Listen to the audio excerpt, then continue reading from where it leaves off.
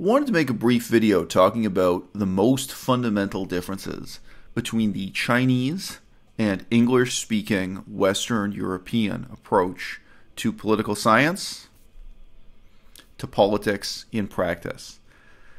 These differences, to some extent, exist in ancient philosophies, but they primarily exist in the minds and attitudes and beliefs of people here and now today. So, to give an example, the influence of the work of the Shang Jun Shu, the Book of Lord Shang is all we call it in English. It doesn't really matter if you want to construct in your mind a fable that this has some kind of broad cultural significance that the average Chinese person knows, or that somehow reaches children in their cribs or as a fable. The reality is we have plenty of evidence of political leaders, including an historical figure like Mao Zedong, studying it and writing essays on it in school. It has very real political influence here and now, even though it is a part of classical or ancient Chinese culture. So in the same way, you could construct a theory that the philosophy of Machiavelli may or may not be influential in Italy today. I don't know. Maybe Machiavelli is more influential in Italian politics than he is in American politics or French politics or something. Another example would be Napoleon Bonaparte. How many politicians today have read anything written by Napoleon Bonaparte or written about the history of Napoleon Bonaparte? I think in Western culture that might certainly would be a specialized area of study before you would make the claim that the historical experience of what happened with Napoleon was influential today. But on the other hand, as we all know, there are some texts and there are some sets of ideas that no one would really question the significance of. Everything I'm talking about here in terms of East and West is on that level of self-evident obviousness. And yet I think if you'll stick with me for just a few minutes, the three fundamental points I'm going to make in this video probably were not all that obvious to you. Point number one is the contrast between the great centralizing tendency of the Chinese Empire and the balance of powers theory in European and Western civilization. It is so commonplace as to be a meaningless canard that Europeans, when teaching, when giving university lectures to one another, in Europe and United States, it's so commonplace for them to say, oh, the unique thing about the history of China is this obsession with unifying the empire. And there are quotations that are rolled out. The empire united must be divided. The empire divided must be united. This sense that somehow the course of Chinese history is an epic struggle to unify this enormous territory that's linguistically and culturally diverse and can never be fully unified. What I find lacking is any honest appraisal of what you are contrasting this to. So I was just talking to my girlfriend about the political history of India. It would be very different if we were having an honest appraisal of the political history of China over, let's say, just a 1,000-year period to the same period of 1,000 years in India or the same period of 1,000 years in Europe. And I've found all of my professors in departments of politics and in departments of Asian studies really incredibly reluctant to have this sort of honest reckoning. And look, let's admit it right now. What's the ultimate taboo? What does nobody want to talk about? What is situated geographically right in the middle in terms of trade routes between China and Europe, between India and Europe? It's Arabia. Have you heard of Saudi Arabia? It's one of the most powerful countries in the world today. It's one of the most influential empires, wave after wave of Islamic imperialism. What about that over a period of 1,000 years? Can we compare that to China? Is China really obsessed with conquest and centralization compared to, say, the Mughal Empire, compared to any of the Muslim empires that rose and fell? A lot of these people, including professors here in the Department of Asian Studies at UVic, that I have some sympathy for, that I like as people, they're utterly lacking in any kind of down-to-earth, reasonable, contrasting approach to talking about politics this way. And it's in that down-to-earth, reasonable way that we should approach all politics. What is the contrast between China's supposed obsession with unifying and centralizing the empire and what happened in Europe. Just 300 years ago, Europe was completely dominated by the concept of the balance of powers, and they fought wars again and again, not to establish any one empire having hegemony over all the rest, but on the contrary, to preserve a perpetual balance of multiple, roughly equally powerful empires, each being counterposed against the other. Austria could not be allowed to unify with Germany, the German states plural. Why? The balance of powers. Why was the nation of Belgium created? We recently saw the Museums of National History in Belgium and Military History. Why did they create Belgium? Because the British and the Russians and other foreign powers, but especially the British, said, no, no, no. If we allow Belgium and France to become one country, France will be too powerful. If we allow Belgium and the Netherlands to become one country, if we allow Belgium to become part of the Dutch Empire, then the Dutch Empire will be too powerful. We must preserve the balance of powers. What would happen if Spain and France became one country? It was going to happen. It was prevented by a war that all of Europe basically participated in, ended with, as I recall, the Treaty of Utrecht. France and Spain had to be prevented from unifying. And in a bizarre way, even the stage managing of power from Rome on a small scale within Italy and the Mediterranean and the whole of Europe. The idea of keeping more or less equally balanced powers constantly at each other's throat was the core of European political science. It was hardwired into our concept of diplomacy, our concept of even why aristocrats exist, and why aristocrats intermarry, and why they're negotiating with each other. And it is, in a word, complete madness. It's a formula for perpetual war within Europe and also without Europe, outside of Europe, in South America, North America, the colonization of Africa, the colonization of Asia. And it's a very strange parallel universe history to ask, how would any of these things have played out if we had just allowed Austria and Germany, not just Austria, the Austro-Hungarian Empire, which was much bigger than Austria, to unify with the German states? Why couldn't France and Spain become one country or one empire? Why couldn't the Dutch and the Belgians?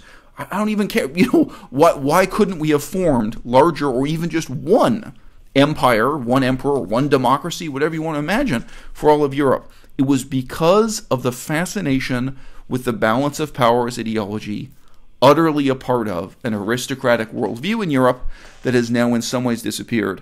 I would say the last sincere proponents of the balance of powers ideology were the people who used to surround me in academia. The people who sincerely lamented the end of the Soviet Union, the end of communism in Europe, because it meant the end of a quote-unquote multipolar system in which the Soviet Union held the United States in check and the United States held the Soviet Union in check. And many countries around the world were allied with one of these two poles. That is a balance of powers mentality. The assumption that the world would be a better place if it were constantly on the edge of nuclear war, and if places like Afghanistan had body counts exceeding 1 million because of the struggles between different branches of the Communist Party to control it and various anti-communist machinations to drive out the communists, etc. The incredibly blood-soaked history of Afghanistan during the Cold War. Of course, I could throw in here examples of Cambodia, Laos, Vietnam, the many other places around the world where the Cold War was not really so cold, but quite hot. Not even to mention South Korea versus North Korea, etc., etc. It's madness. That is the balance of powers ideology. And I can say to you sincerely, I have never once been at a single political science lecture on any period of European or Western world history that even questioned the balance of powers ideology. Everything else has been questioned, including just war ideology, European imperialism, all kinds of things. But the balance of powers notion is one of the most influential in our culture. And it's only from that perspective that it seems like madness that all of China should have one capital city. What's so crazy about that? It means that no two provinces of China are at war with each other. That's very fundamentally what it means. It means they have one army and one currency, one form of economic unit of trade, etc., etc. As you guys know, with the history of China, it definitely doesn't mean they have one language. It doesn't mean they have one church. They didn't have a Roman Catholic Church. They didn't have those other forms of unifying and oppressive elements. So I think this is still today one of the most powerful warping factors in terms of mutual perception and misperception of Europe versus the Chinese world. Number 2 on my list, these are a little bit quicker, the last 2 of the 3, is the concept of rule of law as such. There were a lot of misconceptions about this. I think Europeans like to imagine that in Europe alone, we have this really high estimate of the value of the rule of law, whether that is attributed to the Roman Empire or maybe some local king, Charlemagne in France and Germany, or whatever, some beloved king in the history of England, that somehow Europeans value the rule of law and the Chinese do not. This is false. It is true that the concept of rule of law is different in Europe, China, India, and the Muslim world. That would be a really great 4-way comparison to teach political history. I've never seen it done. But if we're just contrasting China to Europe, the text I already mentioned, the Shang Jun Shu, the Book of Lord Shang, is this really useful, really rapid introduction to statist attitudes towards law and order in the history of China. And again, Mao Zedong personally read it and was influenced by it. I think every single politically sophisticated person in China studied this, either formally in university. I think the Book of Lord Shang is more widely read in China today than the United States Constitution is read within the United States. Not that many people in the United States have read the Constitution. A good percentage have, don't get me wrong. So it is a really mega influential work. And in that book, the Book of Lord Shang, it's stated with a brutal simplicity that can never be translated, that you are better off being ruled by a bunch of gang rapists. I'll say a bit more about why it says that in Chinese. You're better off having rulers who are a bunch of gang rapists, but who follow written law, as opposed to having good men or the best of all possible men, but who rule personally, who just rule as men without the rule of law. This is a paraphrase from memory, but as you can imagine, one of the things that stood out to me when I first read that, I was looking at the English and the Chinese, is this the use of the word for rape in there. And I do think it's really specifically alluding to the fact that, like in most ancient cultures in pre-modern China, conquest was really linked to rape and gang rape. And you see that throughout pre-modern literature, that when a city was conquered or sacked, we use these things, the sack of Rome, we use the word sack and looted, and that looting and pillaging and conquest did really involve rape. And it was gang rape by military men. So it was not in some abstract sense that you were saying being ruled by a bunch of gang rapists. The type of people who conquered and came into power by force very often were men with that kind of background in their resume. But it's saying what really matters is written law above all else, before all else. That having an evil man, again, it's not even that implausible, having a conqueror who's committed unspeakable atrocities. That's how he came into power, which is often true at the start of a new dynasty in China or after any given war. The winners, the people who came out on top, the winners and the people who came out on top may have been the most brutal, the most ruthless, the most unscrupulous. They've committed atrocities. But what's crucial in separating them from mere bandits who've come into power is the belief in written law. So I have to say, this is something where I feel like Western political science, political philosophy, just mainstream politics, has almost inverted the role of East and West. I don't feel we have that. And again, I mean, it's surreal to say Mao Zedong personally was actually profoundly influenced by this too. It may have been true in ancient Athens. That's actually a topic for another video I'd like to talk about. What was the role of written law in ancient Athens? But there's no doubt that today, in every Western democracy I'm familiar with, it's the moral character of the people. It's the spirit of the men, the particular men or women who hold office, who interpret the law in the Supreme Court. The same one sentence fragment in the law in the Supreme Court we feel can be interpreted one way or another.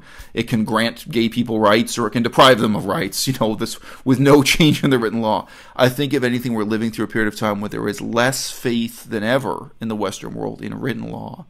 And we all hang on the notion that we can choose morally good people in whom we place our faith, hope, expectations, and optimism, including, hilariously, someone like Barack Obama, who utterly failed to deliver on his election promises and so on. Got the Nobel Peace Prize anyway, so on and so forth. So that is a very fundamental element. And I think it really can be said, if you asked, what today do Chinese people have to believe in? Not communism. It's a joke. You think they don't know? Then they can't look around. You think they can't read the Little Red Book by Mao Zedong? They can't look at what communism is supposed to be and the reality of what their economy and society is. Do you think they can't see the difference between communism in theory and their capitalist society in practice? You think they're unaware of that? But something they can believe in is written law, the rule of law, and they do have that affirmed. We just had another case. I'll get the guy's name wrong. Of the guy, his net worth. The amount he took in briberies was over $100 million US. The numbers are unbelievable. But every time, and it's under Xi Jinping, it happens all the time. Every time an elite member of the government is even executed, but stopped, put on trial, thrown in prison, tortured, executed for taking bribes and so on. This doesn't affirm your belief in communism. This doesn't affirm your belief in particular men ruling in government. That's not what the faith is in. It's the idea that written law has a validity intrinsic to written law as written law, apart from the men, even if they are terrible people, individually, collectively, as a social class, or what have you. That the value of law is something that stands quite separately from the value of men who implement it. Number 3 has to do with the role of both dissent and scientific progress. Now, I will just point out, all the time I say things, and then I Google them because I think someone else must have said it before me. And again, I'm shocked no one has made the point before in the English language, or that I can find through Google. So this may be something I'm the first person to say. There's a really important sense in which political dissent and scientific progress are one and the same thing. In Western culture, Copernicus and Galileo, right? And so Copernicus and Galileo, the fundamental discovery that the Earth goes around the sun, the design of the solar system, inverting the assumptions of the Catholic Church. This is, yes, it is in part a scientific discovery, but its whole significance for us in Western civilization, and again, every erudite person knows this story, definitely in Europe, I think to a lesser extent in the United States and Canada. It's a crucial turning point in the history of European civilization, the emergence from the Dark Ages into the Renaissance. So the scientific breakthroughs that really begin with Galileo, or at least how we imagine it, how we tell the story, how we tell the fable, begin with Galileo standing up to the Catholic Church. What is Galileo? He's a dissident being persecuted and put in prison by the government. Yes, by the church, by an era when, government and church are pretty much one and the same, right? He doesn't just symbolize scientific progress. He symbolizes political dissent. And again, even if it is fictional, that is how we imagine Charles Darwin. I'm not going to give 100 examples here, guys, but you could. We imagine Charles Darwin, and even guys who just invent new technologies, new forms of engineering, but we imagine Charles Darwin as standing outside the church and outside of government and writing these shocking treatises, these shocking new political ideas, and then him being a dissident and the establishment inveighing against him and so on, and in the end, the truth must win. This is really the Western narrative of scientific progress. And that idea is utterly lacking in Chinese civilization. Not the thing in reality. Now look, it's a fable. It's a fable in both the East and West. How did the United States put a man on the moon?